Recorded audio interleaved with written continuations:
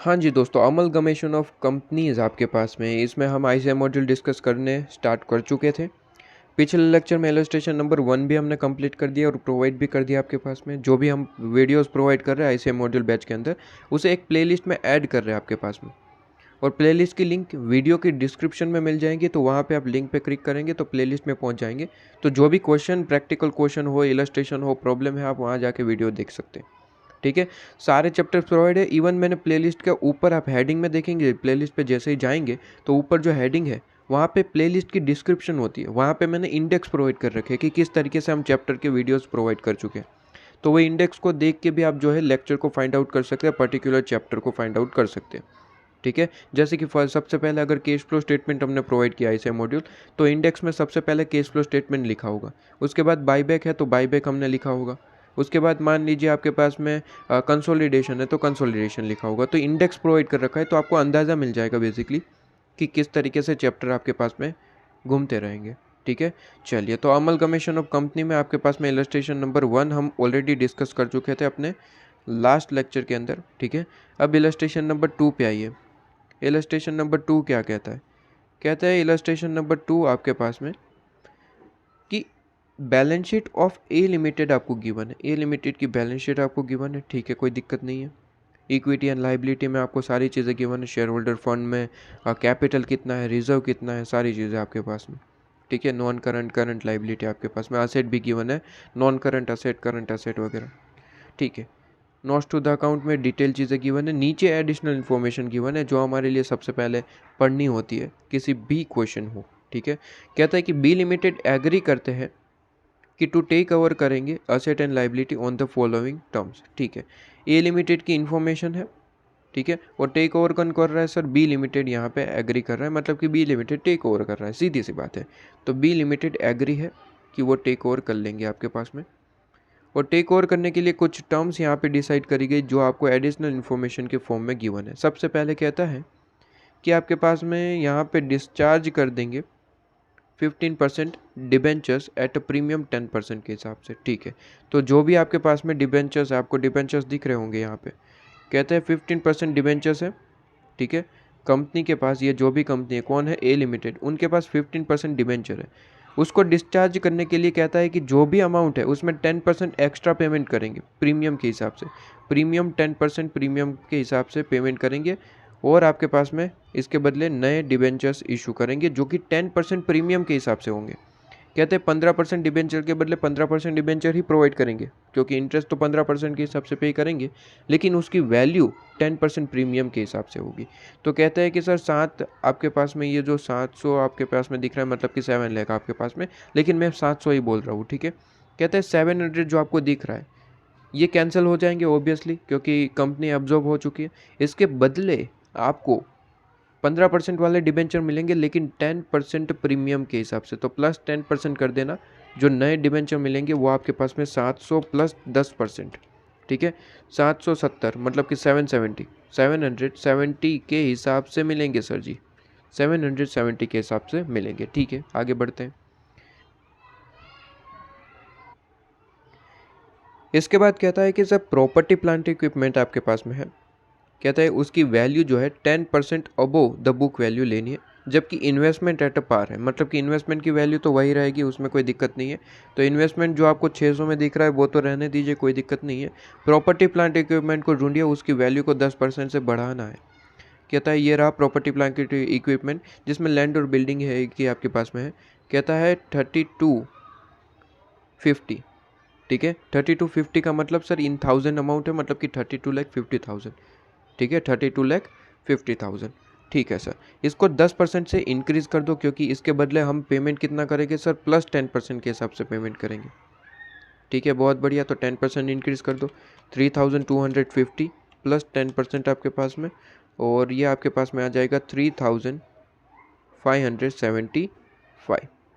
ठीक है, इनको हाईलाइट कर देते जो जो अमाउंट आपके सामने निकल के आ रहे हैं, ताकि जब हम सॉल्यूशन में पुट करें तो हमें तुरंत मिल जाए। ठीक है, तो लैंड बिल्डिंग वगैरह का काम हो गया है। ठीक है, प्रॉपर्टी प्लांट इक्विपमेंट का पार्ट खत्म। और इन्वेस्टमेंट में तो कुछ करना ही नहीं है, बेसिकली इन्वेस्टमेंट तो खुद ही कह रहा है एट अ पार ही आपके पास में गया है। ठीक है।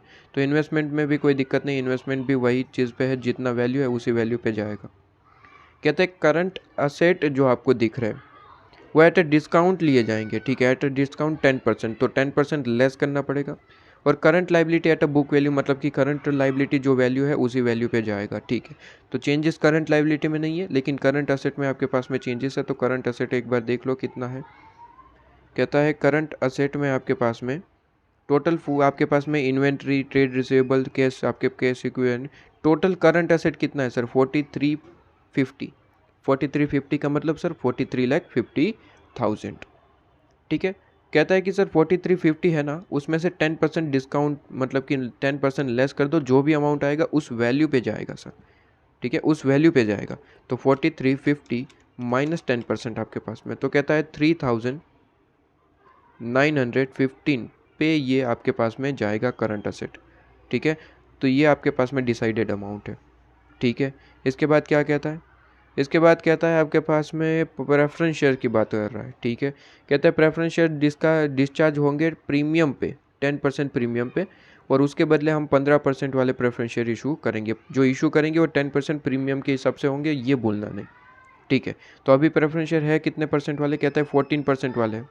इसके बदले 15% वाले दिए जाएंगे। अभी 14% 100 रुपये वाले, अब जो दिए जाएंगे वो 10% प्रीमियम के हिसाब से दिए जाएंगे। जितना अमाउंट है उतना अमाउंट ही रहेगा, लेकिन प्लस 10% आपको प्रीमियम भी मिलेगा सर। तो प्रीमियम ऐड कर दो, 750 प्लस 10% आपके पास में, तो 825 के प्रेफरेंस शेयर मिलेंगे, वो भी 15% वाले। 14% वाले कैंसिल हो जाएंगे और 825 आपके पास में मिल जाएंगे। सही से लिख देता हूँ, 825 वाले मिल जाएंगे, ठीक है। उसकी वैल्यू 825 बेसिकली रहेगी। तो देख रहे हैं सर, सबसे पहले यहाँ पे इसने बात करी सर डिबेंचर्स की, इसके बाद बात करी सर असेट की, प्रॉपर्टी प्लांट इक्विपमेंट की, उसके बाद बात करी सर करंट असेट की। पहले 3 पॉइंट को देखिए, मेथड आपको पहले ही पता है कि 2 मेथड मेनली आपके पास में अभी के लिए है, नेट असेट और नेट पेमेंट। सबसे पहले तो सर क्वेश्चन को रीड करके सबसे पहले तो ये चेक कर लेना क्या नेट पेमेंट मेथड अप्लाई हो रहा है। अगर वो अप्लाई हो रहा है तो फिर ज़्यादा दिक्कत नहीं है, वही अप्लाई करके काम खत्म कर देना। और मैं यहाँ पे देख रहा हूँ कि सर पहले 3 पॉइंट में शेयर होल्डर से कोई रिलेटेड बात नहीं है, और जबकि नेट पेमेंट मेथड को अगर आपको आइडेंटिफाई करना है तो इसका एक ही रूल है, जितने भी शेयर होल्डर है, शेयर होल्डर 2 ही तरीके के होते हैं, प्रेफरेंस और इक्विटी। उनको जो पे करा गया क्या वो अमाउंट में आपको पता है? अगर पता है तो काम खत्म हो गया। तो कहता है सर प्रेफरेंस शेयर होल्डर को तो 10% प्रीमियम के हिसाब से पे करा गया, क्या उसका अमाउंट पता है? आंसर इज अमाउंट निकाल लिया सर, 825। तो ऐसा लग रहा है कि सर ये नेट पेमेंट मेथड ही होगा, ठीक है, ये नेट पेमेंट मेथड ही होगा। आगे एक बार इक्विटी का भी दे रखा है, उसकी भी वैल्यू निकाल लेते और आपके पास में काम खत्म हो जाएगा, और नेट पेमेंट मेथड से क्वेश्चन सॉल्व कर देंगे, ठीक है। कहता है इशू 3 इक्विटी शेयर्स, इशू कर देंगे 3 इक्विटी शेयर्स, कहता है 10 रुपये वाले हैं। कहता है फॉर एवरी 2 इक्विटी शेयर्स, तो कहता है 3 के बदले 2 प्रोवाइड कर देंगे, जो बी लिमिटेड में आपके पास में मिल जाएंगे, ठीक है, सॉरी इन बी लिमिटेड। अच्छा, ऐसा है कि इशू कर देंगे 3 equity shares for 2 equity shares in B limited, और कहता है कि पे करेंगे balance in cash, balance in cash. अच्छा, यहाँ पे नेट पेमेंट मेथड अप्लाई नहीं हो पाएगा। अब यहाँ पे लास्ट गेम चेंजर आपके पास में सर जी, जो इंपॉर्टेंट पॉइंट है वो अब बात कर रहा है। कहते हैं कि अभी तक तो लग रहा था कि सर नेट पेमेंट मेथड ही अप्लाई हो जाएगा, क्योंकि प्रेफरेंस शेयर को कितना पे किया वो पता है, इक्विटी को भी ऐसा, ये यहाँ तक पॉइंट पड़ा तो लग रहा था कि ये भी पता है, क्योंकि अभी नंबर ऑफ शेयर्स निकाल के उसको मल्टीप्लाई कर देंगे 10 से, तो पता चल जाएगा सर इक्विटी शेयर को कितना पेमेंट हुआ। लेकिन कहता है इक्विटी शेयर को सिर्फ और सिर्फ इक्विटी शेयर प्रोवाइड नहीं करे, उसका वैल्यू तो चलो निकाल लिया आपने, लेकिन साथ ही साथ सर एक और चीज़ पे करिए। कहता है कि सर केस भी पे कर रहे, कहता है पे बैलेंस अमाउंट इन केस। अब बैलेंस का कोई अमाउंट इन लोगों ने दिया नहीं है और वो निकाल नहीं सकते सर, नेट पेमेंट मेथड यहाँ पे अप्लाई नहीं हो पाएगा, क्योंकि बैलेंस कितना है वो कैसे पता लगाएंगे, नहीं पता लगा पाएंगे। तो यहाँ पे लास्ट में गेम चेंज हो चुका और पता चला कि सर अब यहाँ पे तो नेट असेट मेथड अप्लाई करना पड़ेगा। नेट असेट मेथड का रूल है कि असेट माइनस लाइबिलिटी, जो भी आंसर आए वो परचेज कंसिडरेशन है। तो क्या ये चीज़ आपके पास में क्लियर हुई? सर लास्ट में ये मेथड चेंज हो गया। अभी तक तो लग रहा था आपके पास में नेट पेमेंट मेथड हो जाएगा काम, लेकिन लास्ट में आपके पास में ये चीज़ चेंज हो गई, ठीक है। तो एक बार के लिए सॉल्यूशन भी हम साइड में ओपन कर देते हैं, साथ ही साथ काम ख़त्म कर देंगे। लिखते चलेंगे ज़्यादा तो फिर ज़्यादा टाइम लगेगा। कुछ चीज़ें तो ऑलरेडी मुझे लिखवानी है, वो तो मैं लिखवाता ही चल रहा हूँ, उसमें तो कोई डाउट ही नहीं है आपके पास में। बस ये जो मेथड मैंने आइडेंटिफाई करवा दिया आपके पास में, कहता है कि सर नेट असेट मेथड आपको अप्लाई करना पड़ेगा, नेट पेमेंट अप्लाई नहीं हो पाएगा आपके पास में। ठीक है, तो नेट असेट मेथड सबसे पहले हमने ये फाइंड आउट कर लिया। और क्या ही होता है सर, असेट माइनस लाइबिलिटी करना है, तो टोटल जितनी भी असेट है करते चलिए। ठीक है, तो सबसे पहले तो जो भी हमने यहाँ पे डिबेंचर्स की क्या एंट्री कर दी, यहाँ पे ऊपर लिख दिया, हाँ लिख दिया है। उसके बाद प्रॉपर्टी प्लांट इक्विपमेंट इन्वेस्टमेंट का काम खत्म कर दिया, हाँ जी। इसके बाद करंट एसेट का काम खत्म कर दिया, ओके। प्रेफरेंस शेयर का काम खत्म कर दिया, हाँ जी। ऊपर वो प्रेफरेंस शेयर की भी वैल्यू हमने लिख दी है। बस एक इक्विटी की बात है, वो इक्विटी का काम खत्म कर देंगे। अब यहाँ पे कहता है कि सर असेट माइनस लाइबिलिटी करना है। बस लाइबिलिटी में ध्यान रखना, शेयर कैपिटल एंड रिजर्व नहीं लेना है, बाकी सारी चीज़ें लेनी होती है। ये आपके पास में नेट असेट का रूल है। ठीक है, तो असेट से स्टार्ट कर देते हैं सर जी। ठीक है, बताइए सर असेट में क्या क्या चीज़ें आप दिखा रहे हैं। कहते हैं property plant equipment. Property plant equipment में हमने चेंजेस करे, उसकी वैल्यू चेंज हो चुकी है अभी इस बार।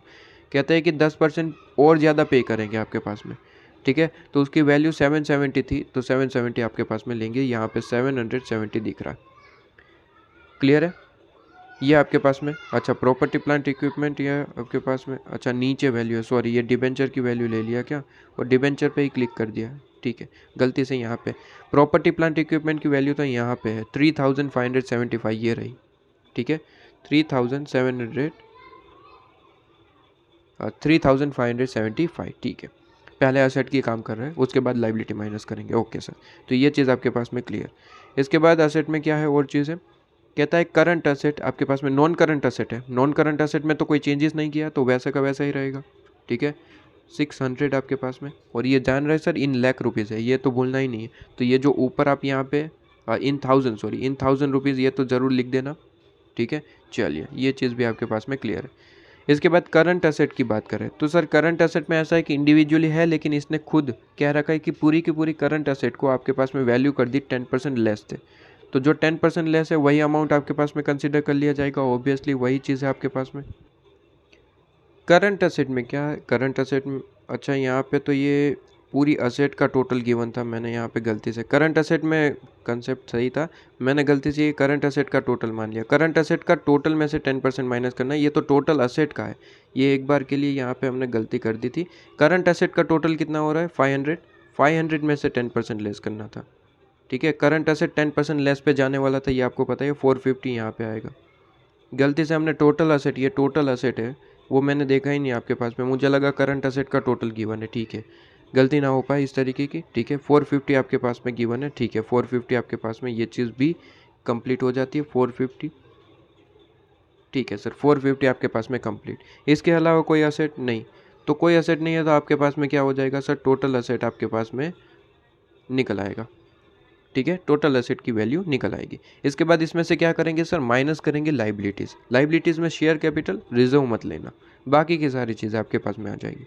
ठीक है सर, शेयर कैपिटल रिजर्व तो नहीं लेंगे। उसके बाद तो सर लॉन्ग टर्म बोरोइंग है, कहता है लॉन्ग टर्म बोरोइंग में डिबेंचर है, कहता है 700 के थे 770 में लेने। ठीक है सर, तो कहता है आपके पास में 15% डिबेंचर 770। ठीक है, वैल्यू ध्यान में रखना। इसके बाद कहता है कि सर ये चलो, ये तो इसके बाद लॉन्ग टर्म में ख़त्म हो गया।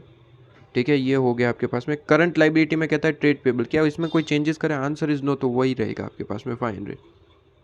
ठीक है सर, इसके बाद क्या है सर, इसके बाद आपके पास में बस खत्म हो गया क्या, खत्म आपके पास में। तो टोटल लाइबिलिटी निकाल लीजिए और फिर माइनस कर दीजिए टोटल असेट में से, और देख लेते हैं सर आपके पास में परचेस कंसिडरेशन कितना है। तो ये परचेस कंसिडरेशन, ठीक है, और ये परचेस कंसिडरेशन जैसे ही आ जाता है, बस आपको ये परचेस कंसिडरेशन कैसे पेमेंट हुआ है वह नीचे मोड दिखा देना होता है। मोड में ज़्यादा कुछ नहीं होता सर, कहता है कि सर ये आपके पास में ऑलरेडी इसने बताया था, प्रेफरेंस शेयर प्रोवाइड किए।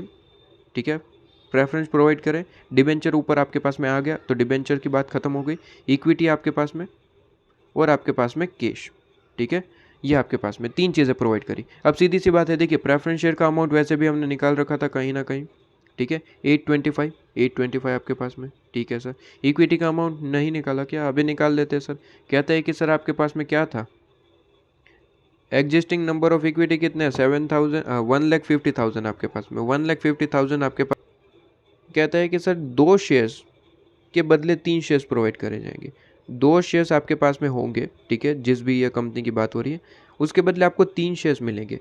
तो टोटल इस कंपनी के अंदर आपके पास में कितने शेयर्स है? कहता है 1,50,000 शेयर्स है, ठीक है, 1,50,000 शेयर्स है। तो देखिए क्रॉस मल्टीप्लाई कर देंगे आपके पास में, cross multiply question mark 1,50,000 into 3 divide by 2 करेंगे तो नंबर ऑफ शेयर्स मिल जाएंगे 2,25,000 शेयर्स आपके पास में, ये प्रोवाइड किए जाएंगे। इसकी वैल्यू क्या रहेगी सर? 10 रुपये, ठीक है। तो आपके पास में क्या आ जाएगा सर? वैल्यू आ जाएगा, ठीक है। और हालांकि इन 1000 लिख रहे हैं तो यहाँ पे 1000 में आपके पास में 2,250 लिख देंगे, काम खत्म, इक्विटी का अमाउंट मिल गया आपके पास में। इंटू 10 करना है बस, इंटू 10 कर देंगे, आपके पास में आंसर आ जाएगा, ठीक है। इंटू 10 कर देंगे और इन 1000 अमाउंट है इसलिए यहाँ पे आपके पास में 2,250। क्लियर है आपके पास में? कहता है बैलेंस अमाउंट जो है वो इन केस है।